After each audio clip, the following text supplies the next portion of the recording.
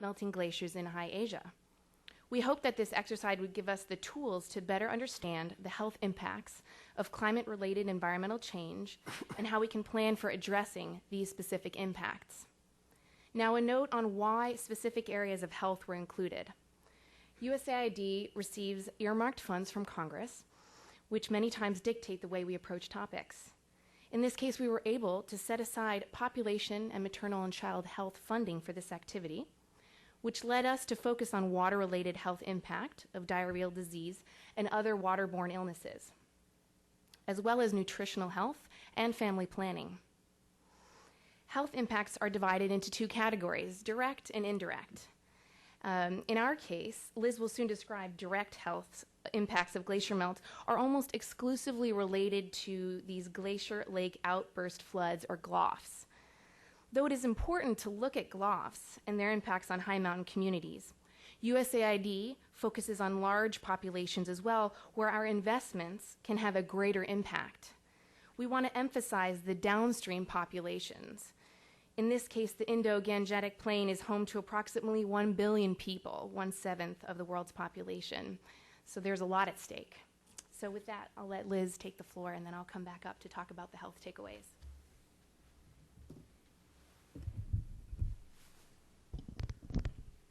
Yeah, I think we just hit escape, and then it's probably just on the right here, maybe? Looks like. Okay, that's awesome.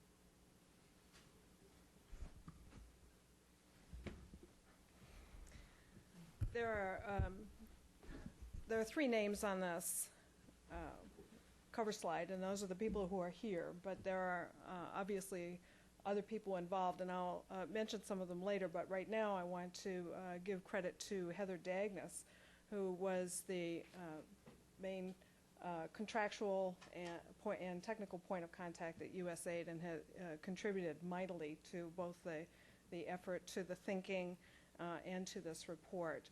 She's not able to be with us today. She's on travel, but I did want to give her credit where credit is due.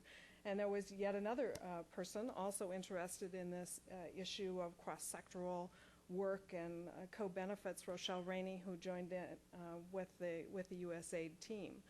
So we had an interesting situation where there were multiple sectors from the USAID side, multiple sectors and disciplines from the contract side, and interesting problem and issue and challenge for us to work together and to find that space in which we could work and work productively. So here's there are no end of wonderful photos, of course, that I could sprinkle through this presentation, but I thought I'd start with one, and this is a photo by Dan Miller, who works for USAID India and does marvelous photographic work on glaciers, mountains, and so on. So for today, we're going to follow basically the structure of the project, which became the structure of the report. So the overview you have about scope, genesis, purpose, and methods, and we'll enlarge on that a little bit. Then we'll talk about the results in terms of the scientific knowledge. As Mary pointed out, there were big questions when we started out. There still seem to be big questions, but we have a little more handle on what those questions are and some direction on how we are going to address them. The vulnerabilities, so who might be affected and by what, and that's a big effort that we did. And then a survey of current activities that were related to glacier melt in one way or another. From that, all of those streams sort of knowledge that we're pulling together, we then developed some program concepts and approaches and sort of field tested them with 3 trips to the area to discuss with stakeholders. So here's our region of interest. Why be small? We feel yes, we want to talk about glaciers. We want to talk about glacier melt. Where does glacier melt go? It goes into major and minor rivers in Asia, and so we're looking at countries that are on the receiving end of that glacier melt and other streams of water that originate in High Asia. Note also that on this slide we've looked at the disputed boundary areas, and the principal one that you see is in a highly glaciated area, so that's another thing to consider. So as Mary said, the origins of this lie in this series of conversations about Asia's future, and actually before this I knew this project was being designed and come into being. I was actually part of one of those dialogues here in the China program, and what a good way to think about the future and to engage people in a sort of focused discussion on that.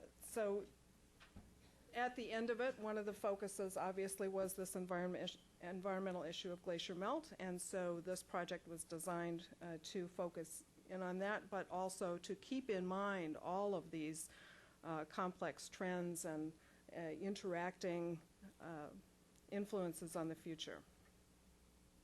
And again, designed to coordinate and integrate this information, not just to go, okay, task 1, task 2, task 3, but then to blend those streams into something that would integrate the information from the science about the vulnerabilities and current efforts, and then to produce some guidance, some programmatic concepts and approaches that are designed to be cross-sectoral and to produce multiple benefits across sectors. So as Mary alluded to, is timely topic. So as the genesis of the project came in, and actually shortly after it was initiated, boom, the issue of what's happening in the Himalayan glaciers came to be in the fore. Media picked up these stories. There was a statement in the latest Intergovernmental Panel on Climate Change, the IPCC 2007 report, that stated that the Himalayan glaciers might be gone by 2035. There's still some disagreement about how that error came to be introduced and why it wasn't caught in peer review, but both of those things happened. The error was introduced; it wasn't caught in peer review. The report from the Indian Ministry of Environment and Forests asserted, contrary to this, that there were many, quote unquote, Himalayan glaciers that were stable, that have advanced. Meanwhile, there are reports that show the pictures you have all seen of 1940s, 50s era. Here was the glacier down valley, and now in recent years, say 2005, 2006, it's way up there. So that seems to show recession. In the end, of course, the IPCC retracted that particular statement, but reaffirmed the general finding that climate change is taking place in the Himalayas and having an effect. So that widespread mass losses and reductions in snow cover that have been observed over the 20th century are likely to accelerate throughout the 21st century, and having effects on water availability, hydropower potential, and seasonal changes. So when water is available, how early in the year, how late in the year, and so forth. So I mentioned we have a fabulous project team, the USAID side. This was implemented through a task order on the environmental health indefinite quantity contract with CDM as prime contractor, and John Gavin, who was managing the contract for CDM, is here this morning. He orchestrated, and with help from Fred Rosenzweig at TRG, a diverse group of people who were not only specialized in certain areas, but who had a mindset to work across those sectors in other people's work. So the list of our specialties, ranges from glaciology to sociology to agriculture, health and population, geography, disaster management. So we had quite a diverse group, but they all had this kind of mind toward integration. So the USAID team very explicitly had this. And we developed it in our project interactions and in our meetings. Our project manager and our activity manager have that mindset. I have worked across disciplines for my entire career. Sometimes I forget I'm a sociologist, but not for long. And then all the sector specialists had this common, at least expertise and experience, decades of U.S. aid experience, and much experience in working explicitly in integrated programming. So, first thing, the scientific report. All of these streams are going on sort of at once in the project, but the scientific report was the first one that was kicked off. So it's hard in talking about, I'm going to make a couple side comments about how hard it is to talk about integration. So in a world where it's one word after another and one slide after another, it's hard to talk about how things come together. So we'll talk about these things separately and then together. So the main conclusions from the science report, the assessment of the science, is that of course peer-reviewed science does not support any of the dramatic statements that have been made about the melting or retreat of Himalayan glaciers. That reinforces the IPCC's decision to retract a kind of silly statement that found its way in. And that is pretty clear. Beyond that, we have sort of a lack of knowledge in many areas that we would like to have. We have knowledge about specific glaciers and knowledge that has some trending analysis to it, but we simply do not have the kind of broad-scale knowledge that we would like to have and the historical record that we would like to have to show what the trends are in this area of Asia, how fast glaciers are melting, and how that compares to the rates of melt in the past. So very few direct measurements of the glacier volume, the mass of glaciers, exists. Data on glacier melt are sparse, mostly short duration, and very often biased. That is, they are from accessible glaciers. This makes sense. It's hard to get to many glaciers, and so very often the measurements that you see are from glaciers at lower elevations. So, and they may not account for other factors that highly affect melt. For example, slope. If you're on a steep mountaintop, or steep mountainside, that you will probably melt slower than if you were on a flat plain. Thickness has a bearing on this. So does the exposure to sun.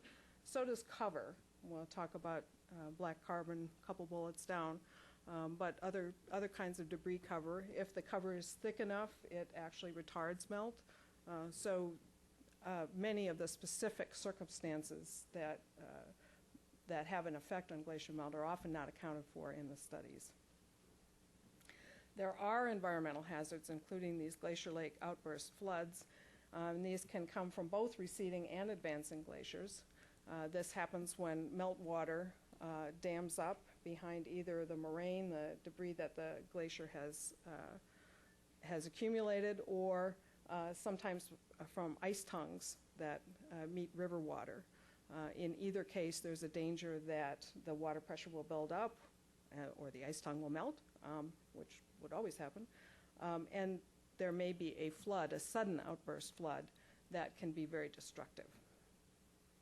Black carbon was a focus of this project from the beginning as a phenomenon that bears both on health, because it is a large health factor in respiratory diseases in Asia, and also will accelerate melt rates. So if you deposit a layer of soot on top of an ice sheet, that will generally increase melt rates. Although, as the report points out, the actual measurements are scarce so far. The physics of it are pretty undisputable. And then finally, catastrophic flooding from accelerated glacier melt is impossible. So these scenarios where you have, there's going to be this huge melt and there'll be terrible floods, and that's really impossible, an impossible scenario. So tempering down some of the hype and providing us with areas where there is knowledge and where there is not knowledge, the scientific report was very valuable. Conditions are different in the east and the west, so you can't just talk about one big region of it's sometimes called the Greater Himalaya region. In the west, it's drier than in the east. That's the effect of the monsoon, right, moving east to west. The runoff is at much higher altitudes in the west than in the east. That means that there's more contribution in the west to river water from glacier melt. And the reports from the two areas seem to be a little different. The west seems to show slower rates of retreat, less formation of glacier lakes, and there's some observations of advancing glaciers. And the opposite is generally true in the east.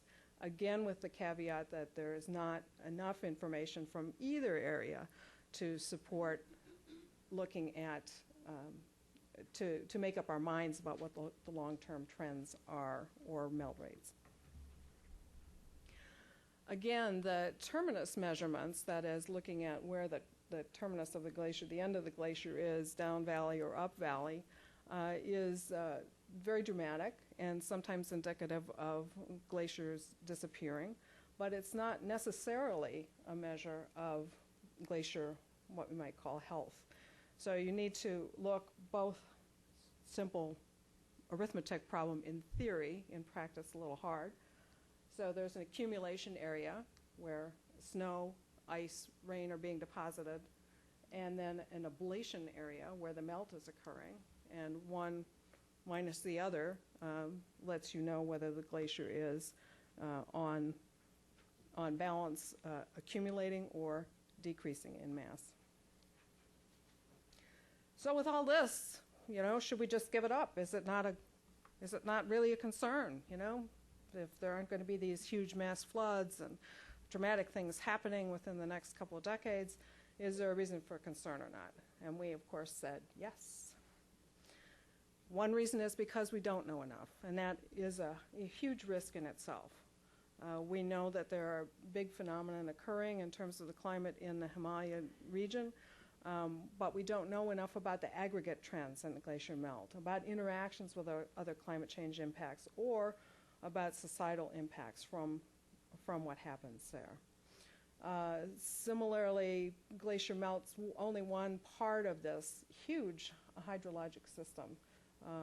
The monsoons are part of it, other rain, snow, all of these things interact in ways that we don't really understand very well. Timing of water in the growing season is crucial, so we don't know enough about that. Nor do we know enough to really model future changes in the timing of water.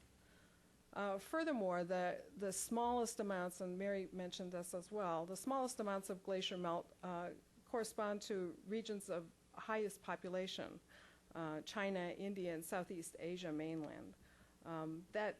That means that for that many people, almost any change in the water supply has large implications.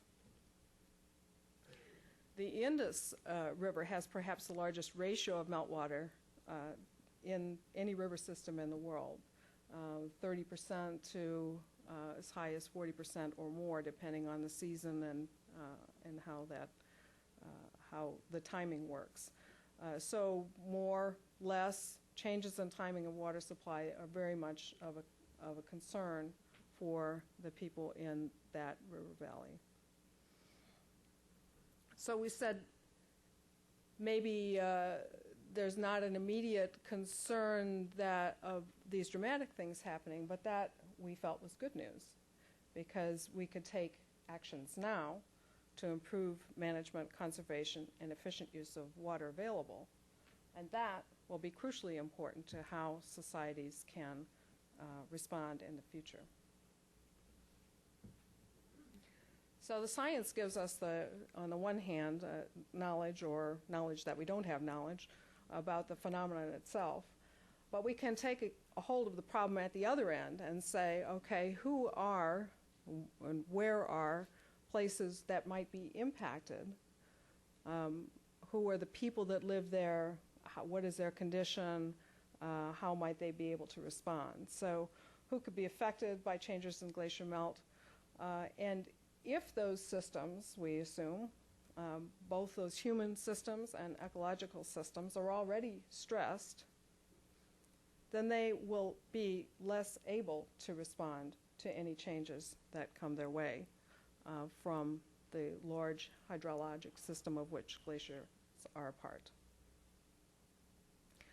And those existing stresses or vulnerabilities might include population pressures, poverty, health status, air and water pollution, uncertain water supplies already, and degraded environments, which is a big basket that might hold many vulnerabilities. So if we can get a handle on the vulnerabilities, programs and projects might target those places, those societies where different vulnerabilities might be particularly great, or where different vulnerabilities might overlap, and thus present situations where we could make interventions that would have, to use a more crass term, large payoffs. So I'm going to show you some maps that we made in this vulnerability analysis. Unfortunately, I can't show them to you in the GIS application, where we could play around with them and show multiple and changing overlays. But that's how we did this project, to look at what might overlay. But I think if we'll look at pairs of maps, and we'll be able to see some things that we looked at. So start out with a region map, and then look closely at where there are glacier lakes and their proximity to settlements and to the areas in Asia, and then look at population and health vulnerabilities, so vulnerabilities on the social side, and then natural resources vulnerabilities as well. Now, I'm not going to take a long time with the maps, but just to show you things that are, I think, fairly recognizable, probably will be to all of you, and led us in certain directions in terms of our guidance. So here is a map of the countries overlaid with the river basins. So the river basins in blue, the country boundaries in yellow, and you see we're looking from the Sur Darya and Amu Darya over in Central Asia, through the Indus river basin, the Ganges, Brahmaputra, the Mekong, that whole deltaic region where those rivers come together, the Yellow, the Yangtze, the Salween. So those are the major river basins that have their headlands in what we are calling High Asia. Here are a couple of the detail maps on settlements and glacier proximity. On the left, I can't see this as well as it's being projected. But there are glacial lakes that are noted on this map, some of which are quite close to the human settlements. But any of the glaciers, the glaciated areas, may become prone to glacier lakes. So this is Sagarmatha. On the right is this area around that disputed boundary. There's the Siachen area, and where India and Pakistan and China meet.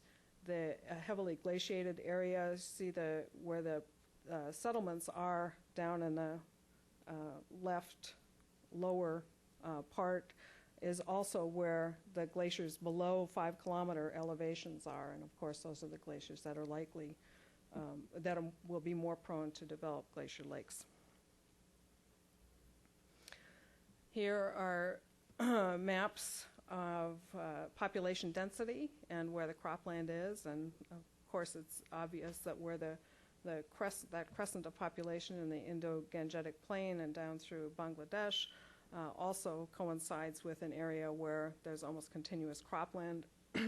Similarly, over in China, the areas of population and cropland coincide to a great degree.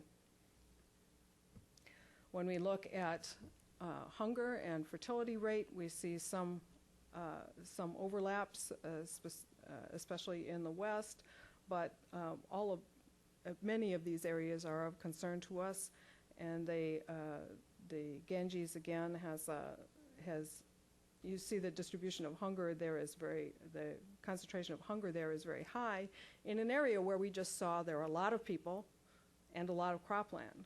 So the implication being that even though that area is very heavily cropland, it is not supporting the nutrition needs of the people that are there.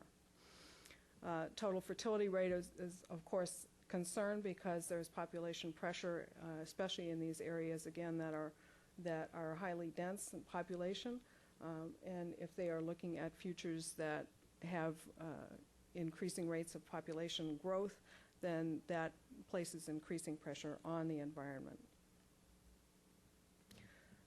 Infant mortality and stunting of children, again, you see there are some overlaps with the population density, with cropland, and with other concerns, fertility, for example.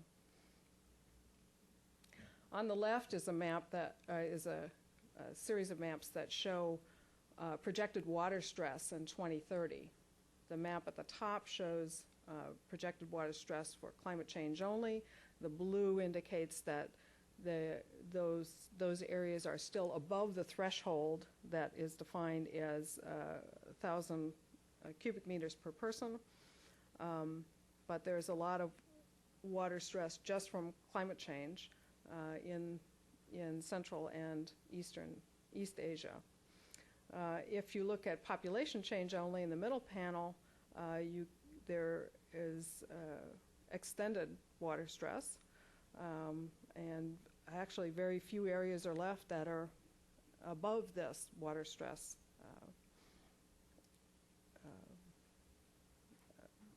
threshold. And then in the bottom, with climate and population together, you see that there's almost no area that is actually above that threshold anymore. So not a pretty picture, and an indication that water is a #1 issue that needs to be addressed in Asia, in all parts of Asia.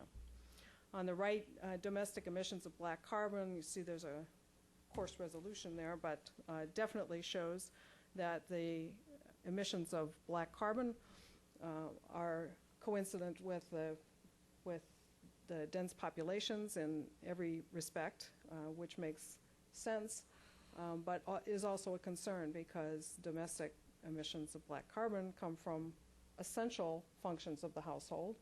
You need to have heat, you need to eat, and so those are highly suggestive of interventions that can have very large health benefits. For ecosystems, we looked at a number of things, but here I thought this was particularly striking. If you look at forest land cover and biodiversity hotspots and the coincidence of those, particularly in that band across the Himalayan region and then in southwest China there, which is heavily forested. So these biodiversity hotspots are chosen for their biodiversity value and also because they are under threat in some way or another.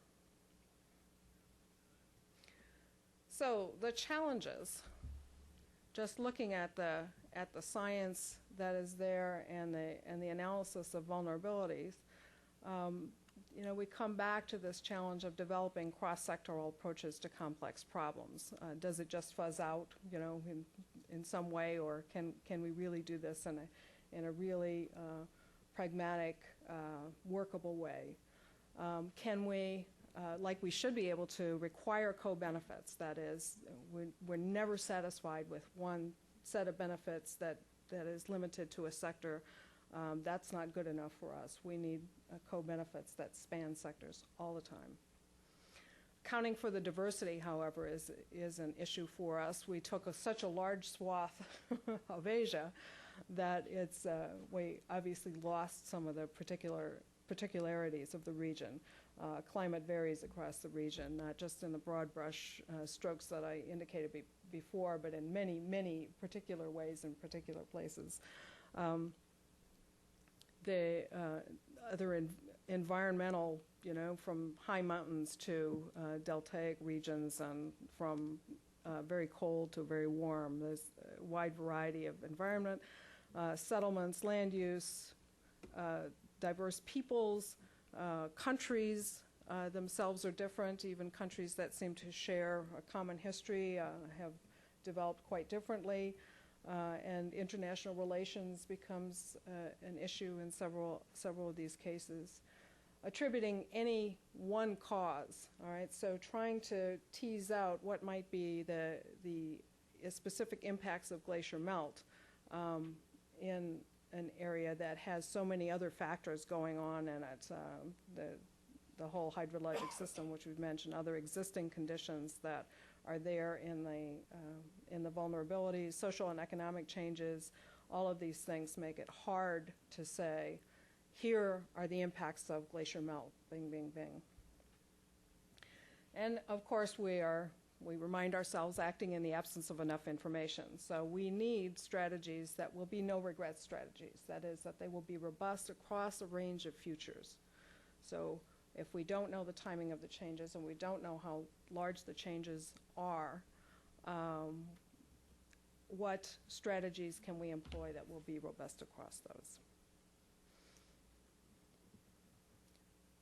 This is the third component that we did. We did an inventory of ongoing activities related to glacier melt. There is a database that's in the back of that's reproduced as a table in the back of the report, and I'm happy to report that we have copies of the reports, right? That will be available to you as you leave. And that's one feature of the report. So there were themes. Glacier monitoring and glacier lake outburst flows have a fair number of activities associated with them, probably not enough, but there they are. Downstream impacts of glacier melt, including water management and agricultural issues, few activities. A number of black carbon studies and activity, including a major USAID report that was released during the course of this project. So there is activity going on around black carbon. Community-based adaptation studies with vulnerable mountain communities, a few. They're there, but not very widespread. And then just two observations. There's, of course, a lack of on-the-ground data and information about people in the environments. Now, we saw in the science report there's a lack of information about glaciers and how that whole system works. And so on the other end, we have a lack of information as well. And that little coordination among some organizations, some research organizations, some of that political, some of that just not intention, but there it is. Chinese and Indian scientists have found it difficult to work together, for example, in these high Asian regions. And Kristina now is the health expert, and I asked her to please sort of sum up for the health sector and for those concerns that relate to health, what all of these streams of information coming together actually mean in terms of health. So before Liz continues with the program concepts, we thought it would be important to share with you some of the takeaways for health so they become more apparent in the program concepts that are described.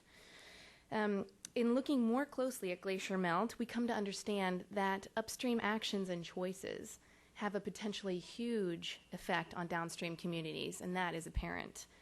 As the science has shown, USAID and other development agencies do have some time to address the impacts of glacier melt, but it is important to start looking now at how to make communities more resilient. And resilience is the key here. So that when they start facing water quality and quantity issues that may arise from glacier melt, they will be in a situation where they're healthy, strong, and better able to adapt to those changes. Communities need to be able to manage their water efficiently and effectively. Putting these systems in place not only helps communities improve their health and well-being, but will also put them in a better place in the future when glacier melt becomes more of a problem. This approach should include community and household programs focusing on wash, water, sanitation, and hygiene to encourage proper hygiene behaviors and improve utilization of clean water and sanitation services. On a global scale, there is indeed a relationship between population growth, environmental change, and development. I don't think there are many out there who would dispute this claim. Population growth, which can be changed by the use of family planning, impacts glacial melt indirectly through consumption of the use of resources which exacerbates warming and black carbon, as Liz has described. Additionally, high population levels and population density exacerbate water stress, poverty, and other human conditions that can increase vulnerability to impacts of glacial melt downstream in these heavily populated areas that we've seen. From the maps, the Ganges and the Indus River basins are among some of the most heavily populated in the world, as I've mentioned already. Finding innovative ways to improve access to family planning and integrate family planning messages and services, that's a key, messages and services, about healthy timing and spacing of pregnancy into adaptation programs will prove to yield some very important co-benefits. USAID already has a robust family planning program, and in this case it may mean continuing to provide these services in the areas that have been identified as vulnerable to glacier melt impacts. We must realize that there are co-benefits beyond the maternal and child health benefits, namely building community resilience to environmental changes, some of which are climate-driven. So just a little bit of a conclusion for us on how challenging it was to look across sectors, how challenging it was to get health on the agenda in this activity. From my own perspective, I do believe that this experience has informed the way I advise missions to look at their health programs to try to integrate other sectors. Not just the environment, but education and others, especially since integration is one of the key pillars of the Global Health Initiative, which is coming to the fore as we speak. Though challenging, integrating across sectors is absolutely essential. By understanding the multiple issues these communities are dealing with, poor health, poverty, dependence on natural resources, governance challenges. I mean, we all know the list goes on, though. And addressing them in a comprehensive and holistic fashion to the best of our abilities, we will improve results. We're not experts at it yet, but we're getting better. And so that is definitely the takeaway from the health side. And we can talk further in the question and answer. But Liz, why don't you continue with the program concepts?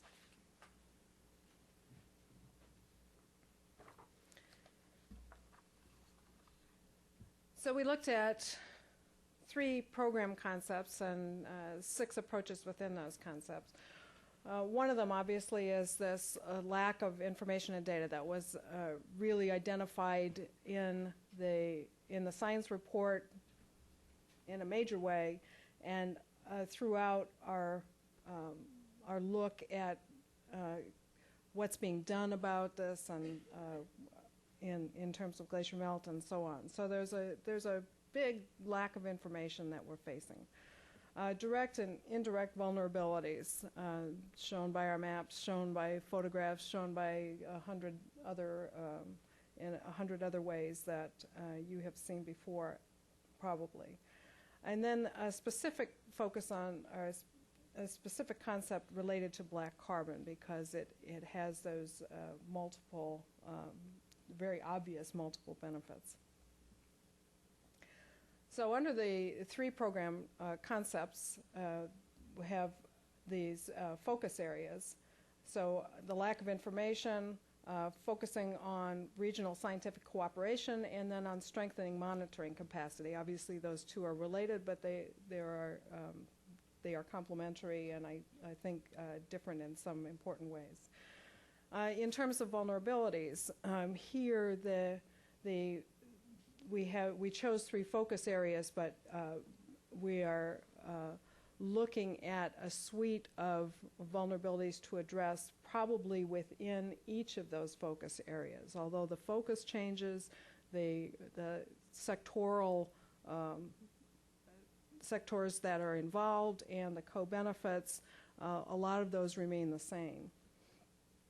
And then in responding by mitigation in terms of black carbon, focusing on reducing emissions of black carbon. I want to make a side note here. When Heather looked at the first draft of our slides, one of her comments was, and I quote, "I recognize that it is difficult to capture the richness and integrated nature of these interventions in just one slide, but I hope that they will, and I worry that you are presenting them, they will come across as one sector responses. And I hope there is a way to emphasize how they are integrated when you talk about them." So I did what any good, PowerPoint creator would do. I went to the web to look and see if I could find images of integration.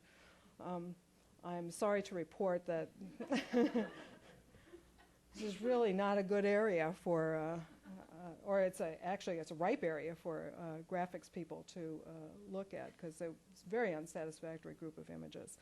So I've made 2 little modest experiments that I'll show you as I go through this, so that you don't have to look at slide after slide of text, and be happy for your comments or your improvements or whatever. And the first one's on this one. So improving regional scientific cooperation. So we need that scientific knowledge base about glaciers and climate change impacts and how that all works together to improve our knowledge about what we should do. So we need to know about the connections between glacier melt, snowpack changes, rain monsoons, all that stuff. There is a major organization, the International Center for Integrated Mountain Development, or ICIMOD, or ICIMOD, I guess it's also pronounced. I like ICIMOD. That has member countries in the area and considers itself a major forum, and is a major forum for scientists to come together to have conferences. There was one on black carbon just before we made our visit there in April, for example. So that is a beehive of activity, and also a place where USAID is about to roll out a new integrated center for looking at air pollution issues and other climate and weather related issues, called Severe Himalaya. So data and technology sharing, that's something that can benefit all of the scientists who cooperate. Coordinated in situ research and measurement, that slops over a little bit into monitoring, but the cooperative areas there, I have heard in my other work, for example, that there are countries in this region that don't accept data that is produced by other countries. So that's a problem, I think. So involvement by and support for in-country scientists is would be another feature of this. So what do we hope to get out of it? Co-benefits, of course. So we have at the center the scientific cooperation that we want, and we feel that this will have benefits in terms of connections that are made between glacier melt and downstream impacts, adaptation options, education, shared knowledge, disaster planning, and regional governance, because it's been known to be the case that governments that can cooperate on little else can cooperate on scientific investigation. So that's my first little experiment. Monitoring capacity for climate and water resources. And monitoring is about collecting data so that you get more of a general picture about what is happening across the area. So across sectors, this lack of knowledge is hurting any efforts to address these issues. So we'd like to see a regional meteorological and hydrological monitoring network. That would be the ideal, with spatial coverage that is adequate, so we could characterize the whole region. And then we could identify where there are dangers, where there aren't dangers. There's a whole line of activity looking at whether glacier lakes are dangerous or not. Are they in danger of flooding or not, for example? And the co-benefits then, again, are much like the scientific cooperation benefits: improve regional cooperation. Here, the use of students to build research capacity is, I think, a tremendous potential. Increased awareness of water issues as people see that these things are being monitored and that feedback is coming in. And strengthen food security as people know more how to plan for the seasons ahead. So under the vulnerabilities then side of it, we're moving to focusing on improving the management of water resources. So building resilience, as Kristina mentioned, to future changes in high altitude hydrology. We have delineated in the report national level. This is mostly a policy kind of suggestion, but including community organizations, so that level of water rights and authorities.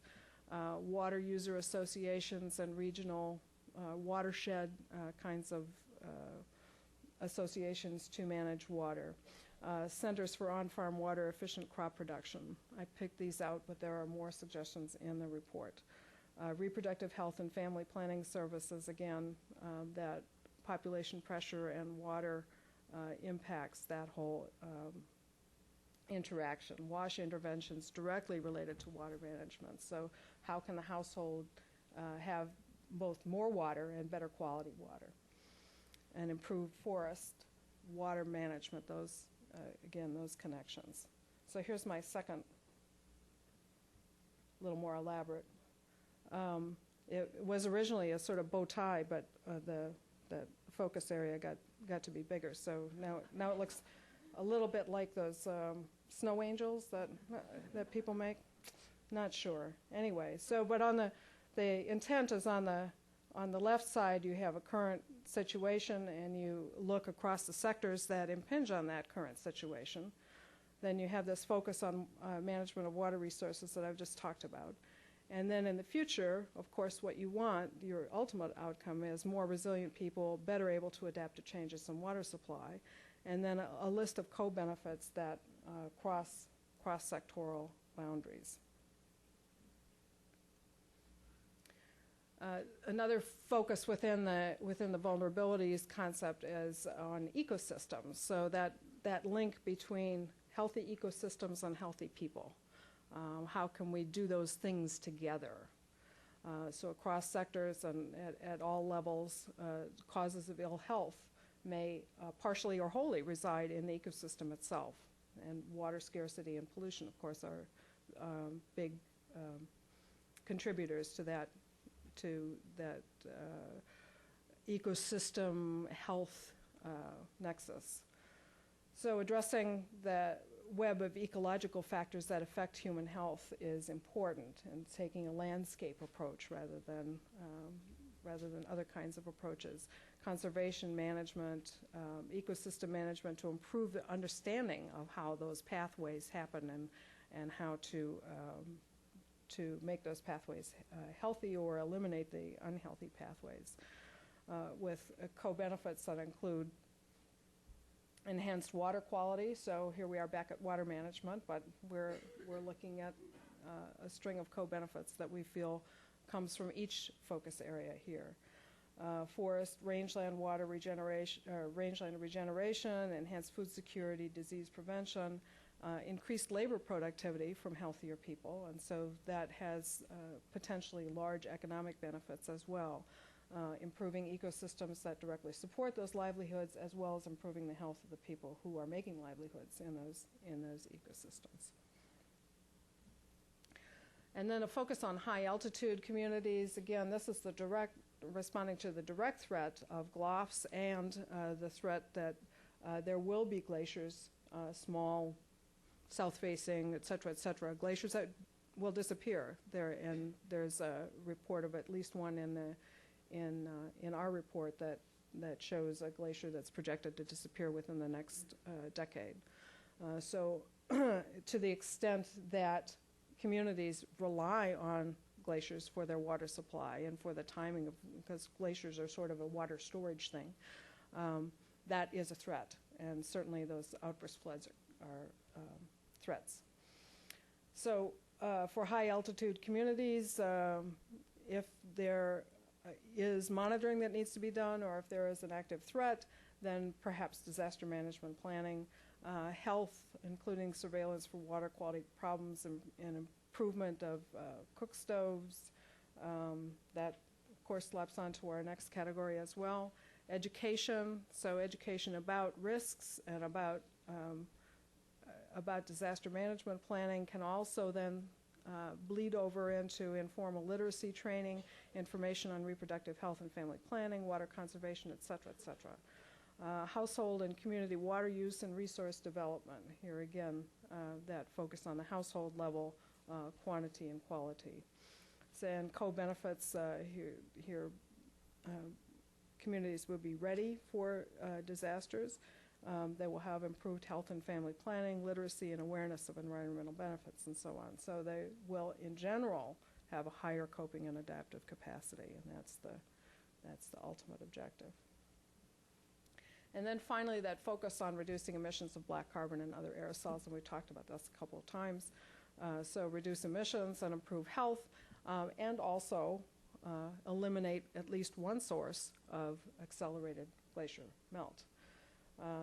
The domestic emissions are, of course, of primary importance to us because they have these immediate health benefits, but there are emissions also from poor street design, industrial sources, and fires, both related to forest fires and to agricultural burning. And all of these sources should really be considered. There's a potential for, you can't just take away things from people, right? So promotion of alternative fuels like biogas and solar lamps and cook stoves that are more efficient and that preferably do not just export the black carbon outside the household.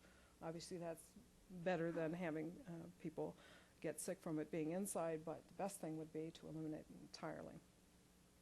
There's a potential for weather stations in schools to provide feedback on air pollution, and this is being done in a couple of places. And we know from behavioral economics that nothing like feedback to change behaviors, so that when people know how bad things are and how they fluctuate day to day, they're more likely to take action to improve them. And co-benefits, obvious resilience to changes in water supply and timing, integrated approach to household water use, hygiene, nutrition, food security, education, monitoring of air pollution, all of these things, and we could go on with the co-benefits. I think quite a long list there. So conclusions, sort of on top of all of this information, integration, all the detail and the generalities. Again, glacier melt is part of this larger hydrologic and climate system. So effective programs will be cross-sectoral and will yield co-benefits. That's just so obvious to us, and we've said it so many times, I'm sure you know we believe it. So this is a long-term issue. That's another thing to think about. So perhaps extending program timelines or explicitly coordinating cross-boundary projects should be considered. So maybe you can't take on a huge project that's highly integrated, but perhaps you can integrate in other ways by partnering, for example. A crucial role that we feel USAID can play is, well, that should be is to link partners in the government and private sectors to build capacity, so those connections. And sparking synergies among new initiatives, for example, the Feed the Future initiative, to really integrate the initiatives that are coming online with concerns about glacier melt and water supply. partnerships with existing groups, such as the forest user groups, water user associations, and other local groups, with the explicit aim of strengthening governance. South-to-south exchanges. So the example that we use is Peru has earlier experience with melting glaciers and have decided that glacier lakes should actually be considered a source of water storage rather than as a threat of outburst flood. And so in some cases, for example, in Peru, they've actually extracted water power, hydropower, and water supply from these lakes instead of trying to raise the level or do these huge engineering projects. And so there's this exchange that's happening between people in Peru and people in Nepal on this topic. And then in the midst of changing climate and these uncertainties, obviously a greater emphasis on collecting indigenous knowledge and looking at that dialogue between scientific knowledge and indigenous knowledge. That would be crucial for adaptation for people who are actually the people who are going to have to adapt.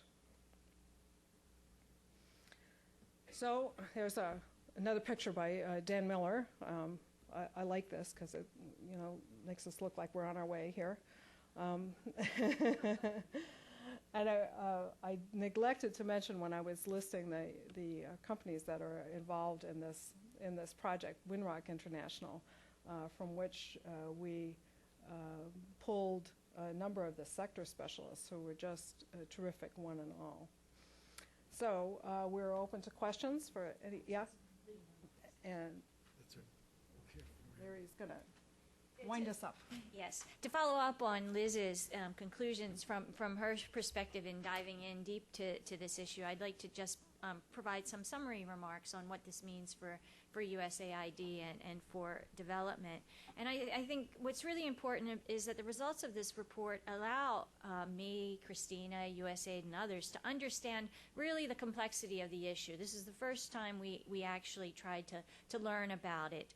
And to understand what are the critical gaps and what is needed to really start to prepare to respond to the changes in the glaciers that will come. But we don't know, will it be fast or slow right now?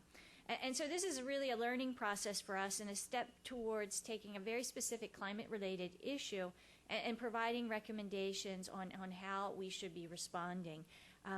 For example, we're learning what are the potential impacts on individual sectors. There is a start from what does this mean for agriculture, what does this mean for health, and then moving into how do you begin to work cross-sectorally and mainstream the glacier melt issue, a climate change issue, across the development portfolio, and then searching for those actions that have the multiple development benefits. Now from that, I'd like to go back to the program concepts that Liz laid out for us. And the first one was about the scientific research.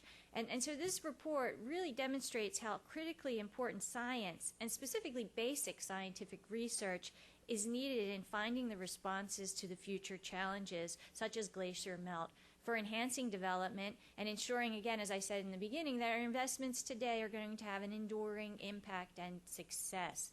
And in the recent years, I think we've moved away from this sort of basic scientific research. But without it, we really can't program our development responses. And then on the programming responses to the vulnerabilities, issues like water resources management and ecosystem management are part of a lot of the day-to-day business of USAID and the health vulnerabilities. So we recognize that. And the question then is, how do we enhance what we're already doing to get that broader impact and scope? Now, moving towards the one program concept on high altitude communities, they're important because they're at the immediate edge of some of the glacial lakes and will be the victims of any potential disaster.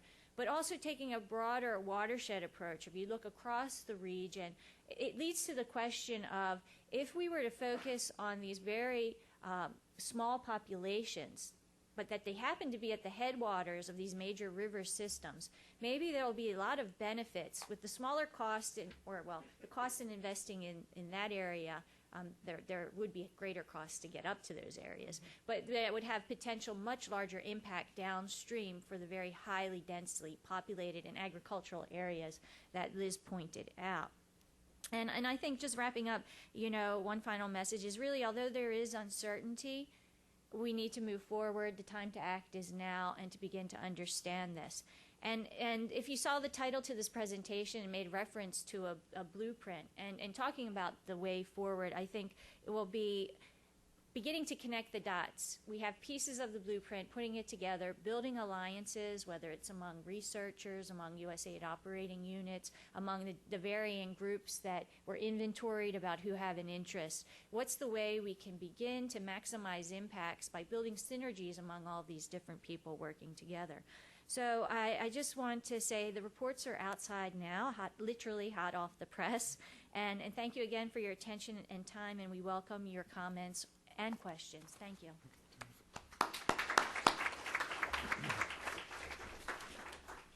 Okay. Thank you very much, all three of you, for giving us a real lay of the land of a diverse report. I think my colleagues will grab the microphones. Russell, if you could bring it down here to Karen Hardy, we'll start in the front. And again, if you could just state your name and your question using the mics, then the folks online can hear the questions as well. Thank you so much. Karen Hardy from Population Reference Bureau. Thank you for a great presentation. And Liz, you absolutely hammered in the need for integration, and it came out very clearly.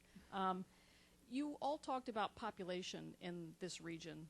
You talked about population pressures in the region. And Kristina, one of your bullets said that we need to integrate family planning into adaptation programs to reap the co-benefits. And yet, if you look at adaptation programming across the board, family planning is not part of it. It's not even eligible, in fact, for funding under adaptation programs and funding. So I'm wondering, is this something that AID is working on? And are you developing integrated programs through your population health environment programs, or some other adaptation approaches? Thanks. Mm-hmm. Before you ask that, actually, one of the web questions is similar, so I'll throw that into the mix too, which comes from actually Karen's colleague, Jason Brenner at PRB.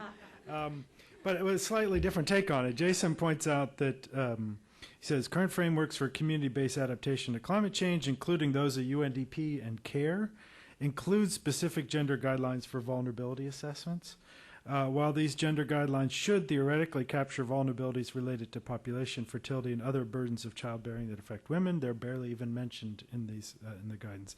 So do you think these issues need more specific attention? So kind of going in the same one step back, perhaps, in the assessment and response. Yeah, I can take that to an extent. Heather Diagnos, who was definitely a specialist on this report, would have more to say, and you have her email address. So she's very much engaged in population and environment programs that USAID is already currently involved with, and you for sure know about. Going forward, I think involving family planning across all programs is important. We have compliance issues and a lot of guidelines that we need to follow when we get our earmarked funds from Congress. And so I don't know exactly where we stand on integrating population into the adaptation activities that are earmarked with adaptation funds. So I cannot respond to that, but perhaps Heather might have more information. And on the gender guidelines, I know that with the Global Health Initiative, gender is absolutely at the forefront and is getting a lot of attention and has been getting attention. But I know that in our bureaus, the Asia and Middle East bureaus, we do have a scope of work out for somebody who will specifically look at gender for our bureau's activities. And again, this whole activity was funded by the Asia and Middle East bureaus, so with obviously technical input from the Global Health Bureau. So I can really speak to our specific regional bureau and our interests. So I'm sorry I don't have more information for you, but that was a stab at it. I'll make a comment from the climate side. Population issues in general have been we could say neglected, but I would say deliberately off the table in much of the climate work that has been done. You will not see much, if any, reference to population issues in the IPCC reports, although, of course, population projections underlie everything that is done in the way of climate projections and projections of impacts and so on. So it is, I think, high time that the climate community took this on. And it was one of the reasons why I was delighted to be involved in this work, because I think those connections are crucial. They need examination. They need to be discussed between those communities. Yeah, I'll just, I'm glad I'm the third to comment on this because to combine the two comments, you know, there are the earmarks from Congress that direct how funding are to be used on the one hand. On the other hand, I think what we're dealing with now is a learning process and trying to move out of those silos, and those silos which might, even internally, irrespective of what might be in the legislation, have a certain bias in one direction or another. So I say we're learning right now. I think just to add another 2 cents, I think, Karen, in part, the work that you've done in terms of identifying the national adaptation programs of action from the countries, seeing the least developed countries, seeing this as a driver, but then making that transition that it doesn't appear as part of the solution set is part of the challenge. And then to Liz's point, Brian O'Neill and company's work in the Proceedings of the National Academy of Sciences starting to really bring some of those different demographic profiles into the discussion in terms of emissions profiles, gives us something in the peer-reviewed literature to work with and for IPCC to work with. Okay, we go gentleman over here and then get these two. You talked about the lack of data from the glacial information, and it occurred to me that we've been doing some very intensive work in glaciology in the Antarctic for 50 years.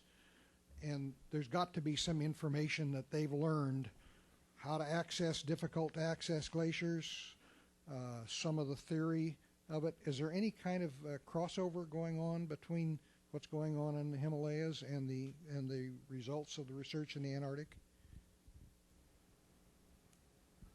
Not that I am aware of. The regions that are typically studied sort of as a big group are those more isolated glaciated, so the Alps and the Peruvian mountains and the Himalaya, but not the big ice sheets and glaciers in either Greenland or Antarctica. I am not sure why. I think that's an excellent question, and I think I will go back and ask our glaciologist if they are mining that literature and research for answers to questions that might bear on the Himalaya. Okay, Ed? Yeah, I'm Ed Barry with the Sustainable World Initiative, and my question is, to your knowledge, is ECMOD or USAID or any other organization looking at macro sustainability scenarios for the future of the region? In other words, how many people can the region really support in a healthy and sustainable manner? Is that being studied? Talk about a true integration question.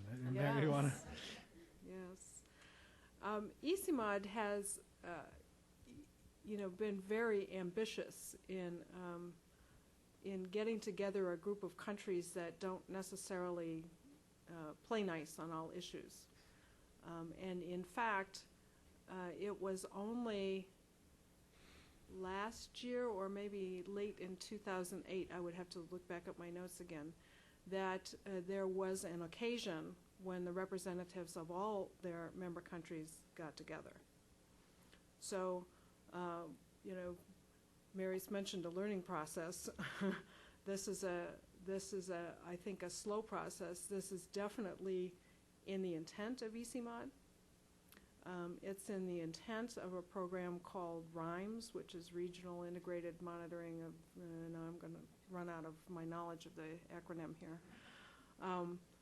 And so it is, I would say, going to happen in some respects on a threshold.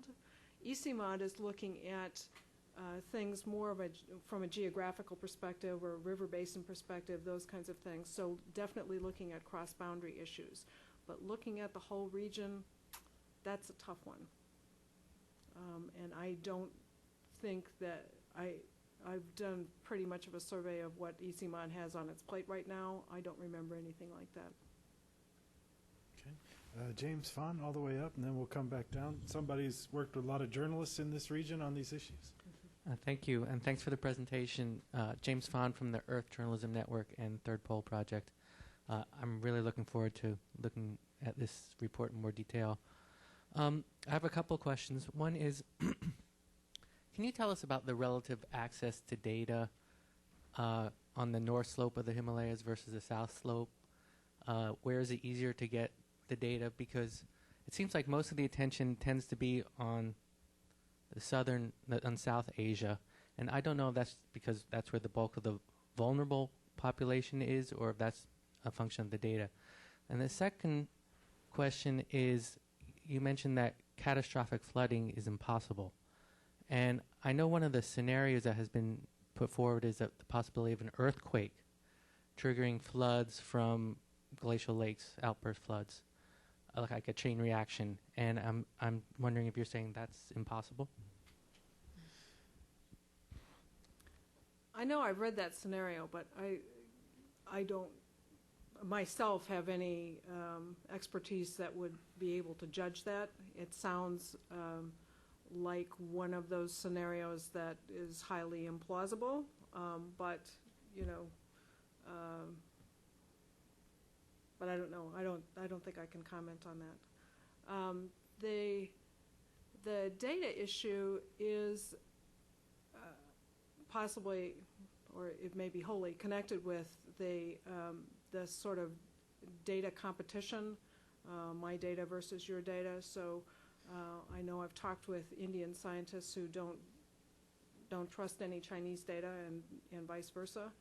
And there have been, again, I don't know of my personal or professional knowledge that this is true, but I have heard scientists say that the Chinese, although they have been very active scientifically in looking at glaciated areas in the Tibetan Plateau and so on, do not share their data. So that would make a difference in what you read, right? And it may account for most or all of that difference. If I may just respond to the second question, you know, I've studied science, but to get your head around all of these complexities in this situation, you know, I've several times gone back to Liz and even our glaciologist, Richard Armstrong, to try to tease these things apart. So the question was, is there catastrophic flooding? Would it be impossible if there was an earthquake scenario? So, you know, I think the results that, you know, the glacier standing as is, or even there would not be a melt rate in which a catastrophic flood would happen. Then the image you give me is if there were an earthquake, could a big chunk of a glacier fall off and then melt?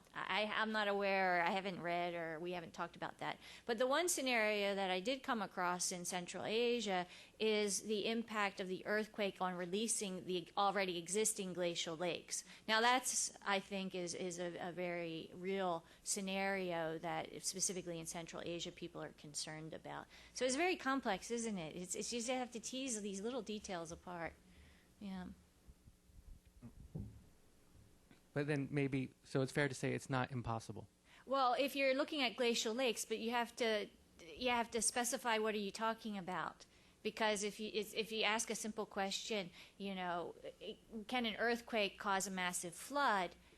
Well, it depends. If there's a glacial lake there, it's probably likely. Having a glacier just fall off, I don't know. You know, I don't know. Yeah, just from, you know, the one or two things that I've read on this, it seemed to me that it would have to be, you know, sort of a perfect storm scenario. So the earthquake would have to be just right and, just placed in an area that it would actually do this and that and the other thing, and that would trigger a series of events that would have to, sort of fall into line. I don't know. I'm always kind of skeptical of those scenarios. But just to follow on, I mean, I think the slide you had was catastrophic flooding from accelerated glacial melt. I mean, that wasn't necessarily talking about GLOFs or an earthquake or anything. That was just saying glaciers are going to be melting at such at such a rate that we're going to be seeing flooding. I mean, I think that was what the impossibility was remarking on.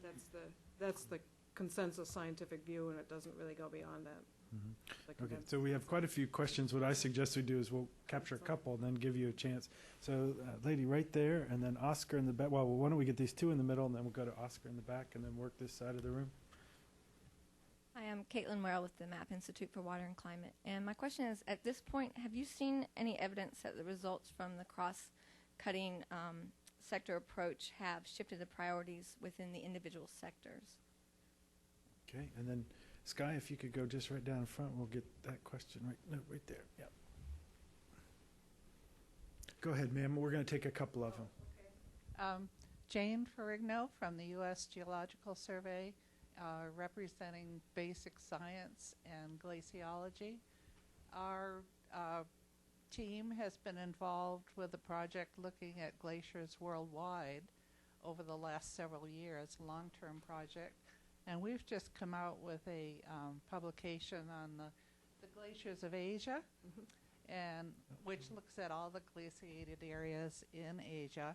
And I wanted to make sure that you were aware of the project, that you had the publication to include in your deliberations. And the project and the publication not only provides a benchmark of where glaciers are or have been in the 1970s for comparison, to today's situation and also future situations after that. But it does focus on what knowledge is available in that area. And if you haven't maybe touched on all the areas that we have listed, it would be very helpful to you. So thank you. Terrific. Thank you. Thanks for that. And Sky, if you could just go up to Oscar, and then we'll work this side of the room with a second set of questions. I promise don't neglect the left side here. Hi, Oscar Kroska from the State Department. Excellent presentations, really appreciated it, and particularly interested in the science diplomacy potential with regional scientific cooperation.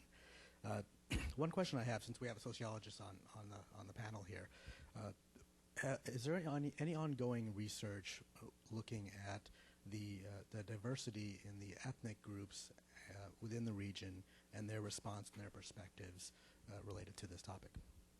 Okay, why don't we take those three, and then we'll gather some more.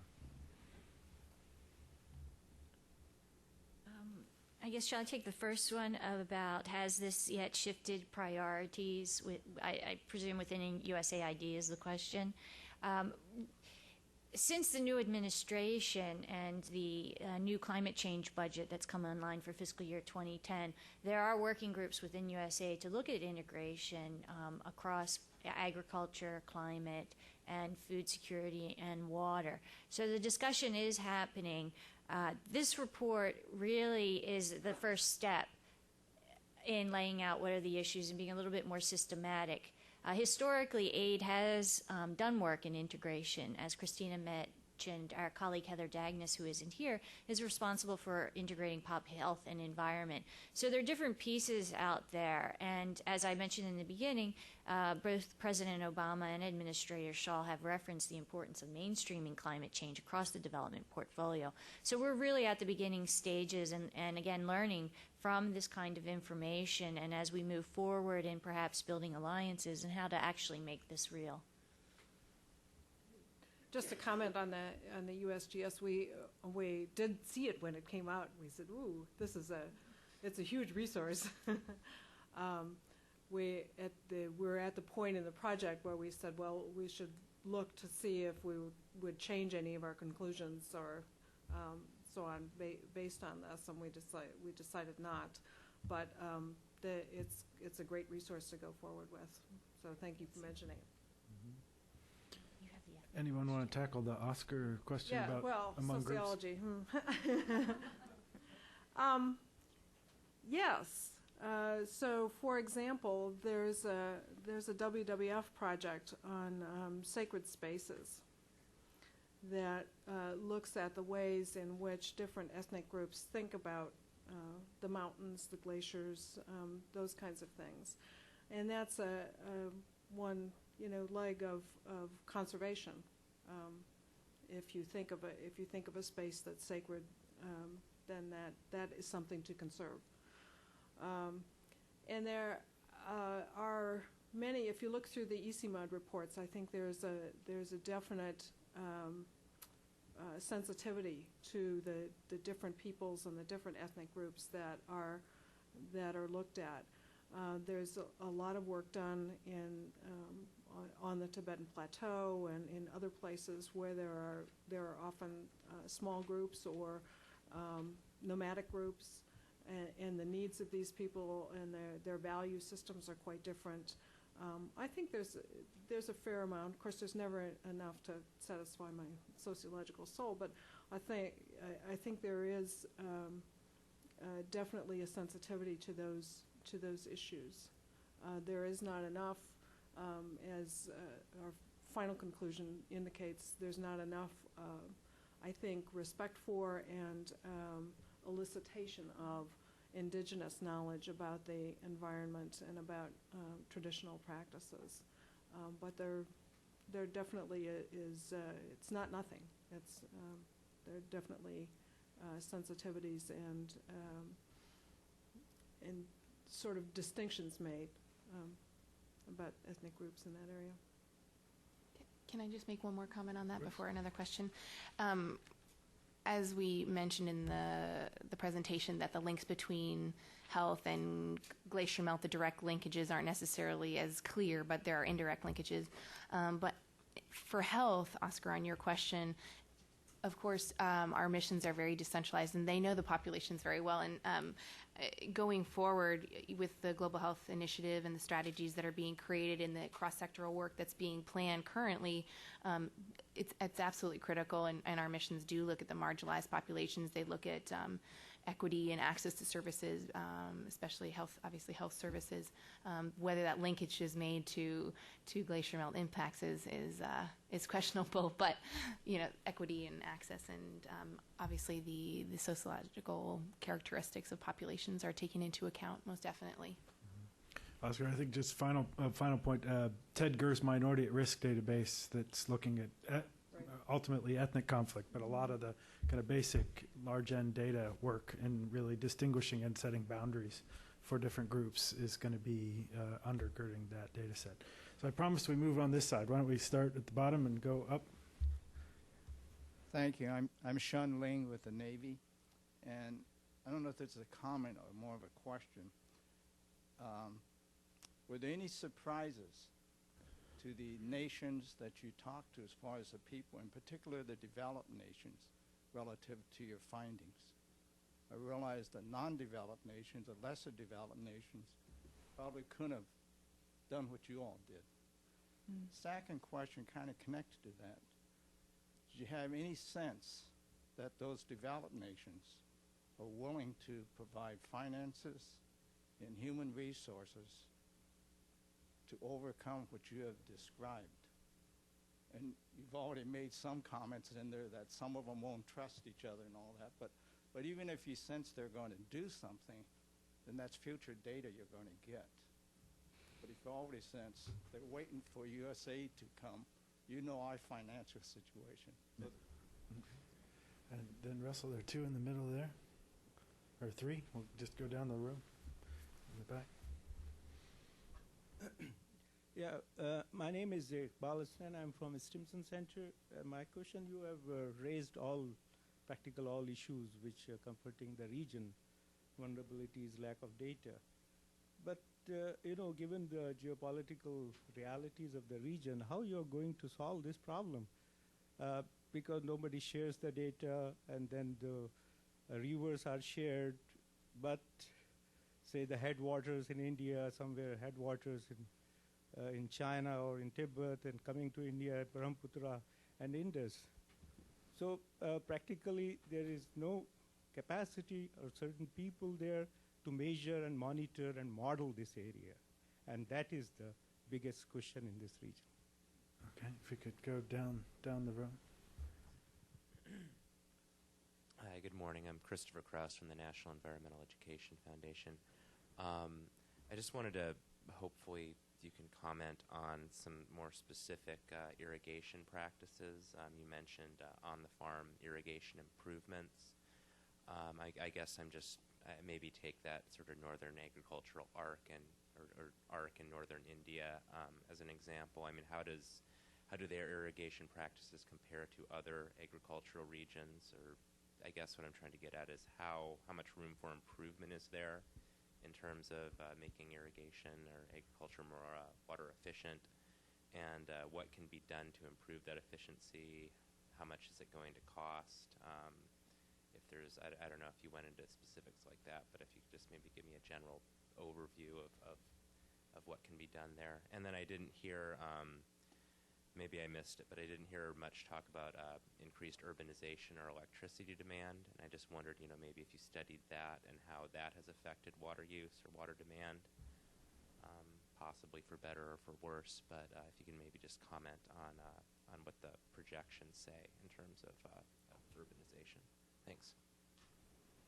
Hi, my name is Gretchen McKeska with RTI International. I was just wondering how you viewed the new Congress affecting USAID's current commitment to the climate change agenda.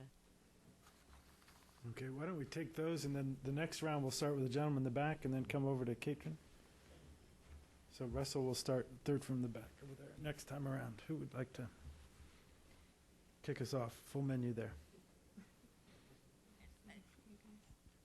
Okay, I'll start from the beginning logically. That's the only way I can do this.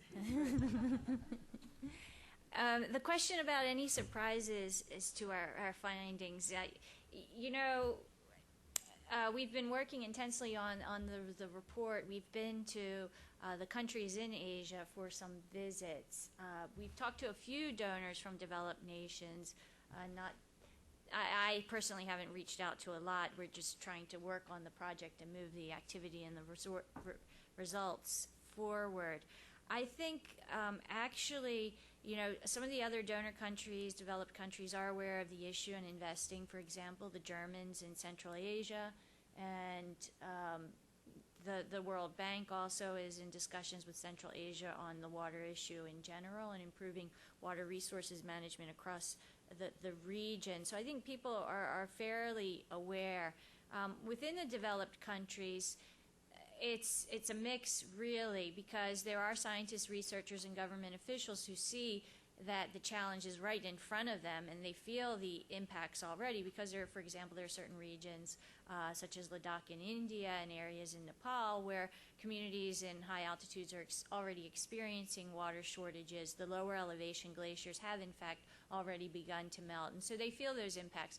But on the other hand, there are officials, and perhaps just to use the word surprise loosely, one of the most surprising questions I got from an official in Kazakhstan was, can you tell me when the glaciers are going to melt and when I have to start to worry? So, I mean, there's a whole range of, areas. And I find, there's always interesting synergies in the world, and at this point in time, more and more people are becoming engaged and concerned about this issue. So, that's for the first question. Yeah, I would say, just to add my story to hers, because I was in Nepal, where I think there is pretty widespread both concern about glaciers and glacier melt, and also quite a few international research programs. So the French are there, and various other government and private research entities. The Nepal government, which has been weakened by some civil government problems over the past couple decades, has a Department of Meteorology that has as its remit these kinds of, they check in and out with the research programs and so on. But they're very under-resourced and underfunded, and it's hard even for them to sort of keep track of what's going on. So I would say there's a lot of potential for surprise there because, you know, left-hand, right-hand kinds of things. But as the discussion goes on, one hopes that, you know, there will be less and less opportunities for this kind of negative type of surprise. And that moves on to the second question about the capacity in the region and the large geopolitical issues. Certainly capacity is a problem, and also getting monitoring equipment and maintaining the monitoring equipment, because they're in such remote places. There are real challenges and the funding costs that are associated with that. So the point is well taken and noted. Then there are the larger geopolitical realities which we are aware of, and what I can say at this moment is, again, the report is a first step. Already in some of the international dialogues in, for example, Pakistan, they understand you know, the amount of stream flow that comes from glaciers, which has the index at about 30%. So it's already being raised in discussions at the higher level. Then how do you move that into regional dialogues? I think by having a report such as this, you begin to make that discussion public and that question that you're raising more public. And all I can say is that with people within the U.S. government who I've spoke to in the different branches, they are aware of these issues. And myself as a technical advisor, it may be difficult for me to address the geopolitical realities of the region. But I know that there are higher-ups in the government at large, between the executive and legislative branches, that are concerned and aware of this issue and perhaps moving forward. But I think, again, we need this kind of information, a public report, a discussion on the lack of data and the science to begin to move some of the politics forward.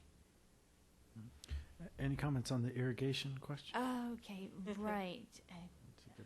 So irrigation practices across that northern arc, typically as you move towards the Indus, it's both older and more developed, and then toward the east, less well developed, less irrigated, more rain-fed agriculture.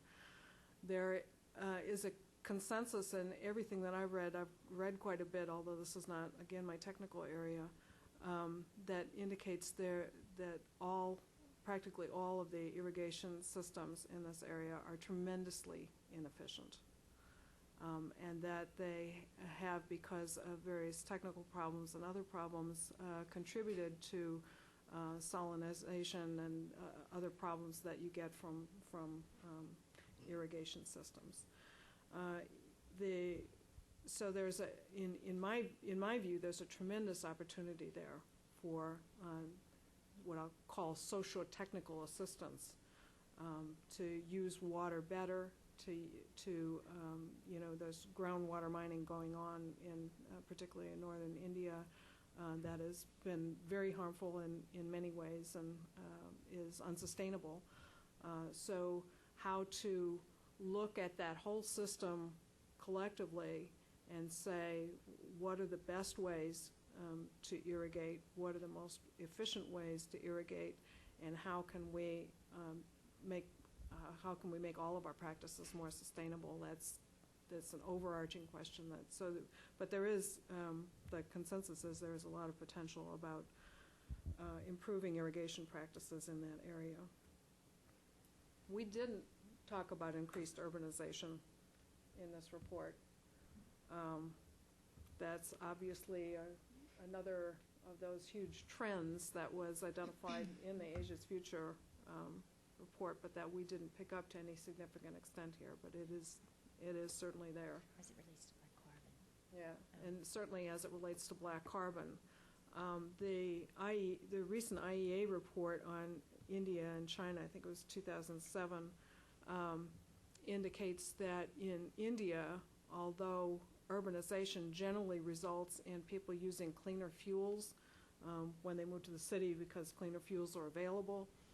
Because of population increases, the projection is that there will be less of a percentage of inefficient biomass fuels that emit black carbon being used in 20 years, but that the absolute amount of black carbon being emitted will grow. So not a pretty picture. Another, addition on the urbanization. USAID is divided into technical bureaus, and the Global Health Bureau does have an urbanization group, several specialists who look at the issues of urbanization, and there's definitely an interest from missions to investigate further. I know that Bangladesh had a survey done in 2007, an urban health survey. So we are, as an agency in health, looking at how to take a look at urbanization in all the pockets and quintiles and so forth for health, but not as related to glacier melt. Okay. Why don't we capture these There last was one question on the congressional commitment to climate change. I'm afraid I don't have information on that. So. A wise politic answer. We'll go to the Hi, I'm Bob Davis from the Mountain Institute, and would like to thank you all for taking on a very complex and important issue.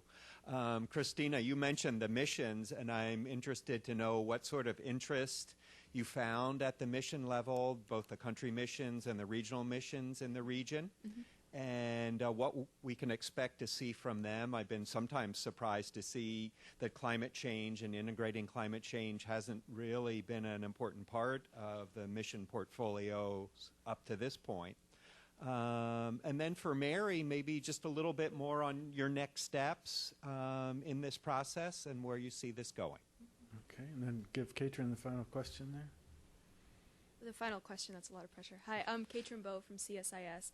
I mean, we hear a lot about the need for integration, and it's rare and incredibly encouraging to see that you've done this and you've done this so well. So I'm curious about, I mean, you said this was a learning process, so kind of reflecting on the process of working across sectors and within USAID, which isn't always known as, you know, the most fluid or least bureaucratic organization, that you're able to do this. So at CSIS, we just had a workshop a few weeks ago looking at the challenges to integration. And I'm curious to hear from your perspective what some of the successful approaches have been in communicating or you know, working between those silos that you identified. Shall I? Sure. Okay. Maybe Mary can speak to the regional development mission in Asia in terms of the regional interest. But for missions perspectives, as I said before, and you are well aware, USAID is very decentralized, and missions do make their own decisions. And this is a first step, this report. We circulated it widely to our missions. I was in touch with our health officers and all of the missions in Asia for this report, and there is interest. It always, you need to balance it with the other demands at the time, which is of course the Global Health Initiative and some other initiatives and strategies and action plans that need to be created. I think the first step is having this conversation, and I think even in Central Asia, to bring the various technical parts of a mission together to a table to sit down and look at an issue is already a great success. If not a challenge at first to set the date and time and place, but and we'll see what the outcomes are going forward. I think for our bureaus, it's a critical first step, and it's great that we have this report to hang our hats on a little bit, but to more importantly, you know, push us forward and ask these important questions. Do you want to touch on the regional? Yeah, a couple of points to your general question, Bob. One, also, when we have these questions about where are we and how far have we gotten on integrating climate change, essentially we have to realize that we just received the 2010 budget that specifically added money for climate change in, I guess, January or February. So we're talking about a process that isn't even a year old. And we haven't even rolled out that 2010 funding completely. So all of this is new, but we have had the good fortune with the fact that we prepped things, although the intention wasn't, oh, we're going to get climate change funding in 2010, so let's do Asia's Future. That wasn't the intent. And in fact, Asia's Future one of the fundamental comments was the need for integrating environmental security, and then within that was the climate change issue, because climate change needs to be integrated across the development portfolio because, as I said, it will seriously impact the success of today's investment. We also have a legacy of, USAID, about 50 years of development investments, and we've moved communities along and cities, et cetera, to a certain point. Things aren't perfect, but we have had successes along the way, and climate change has the potential to derail our existing development successes. So that's where the discussion has come, and what you're seeing now is the evolution of thinking within the agency and among staff. And so we're moving forward, and we have these challenges in which earmarks are siloed, in which the F framework is, also it's economic growth, global health, et cetera, et cetera. So we're working through those challenges. And as I said before, between the president and the administrator and this working group, things are moving forward. So the answer will essentially be stay tuned. Missions are aware of the issues, are working towards it in different ways, experimenting.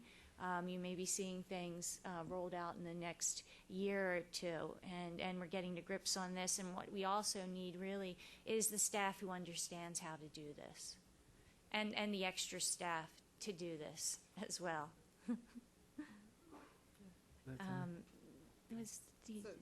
Just in general, to answer both of those questions or to address them in some way, talked about having conversation, and that is always a critical first step. Can you get the people in the room and have the conversation?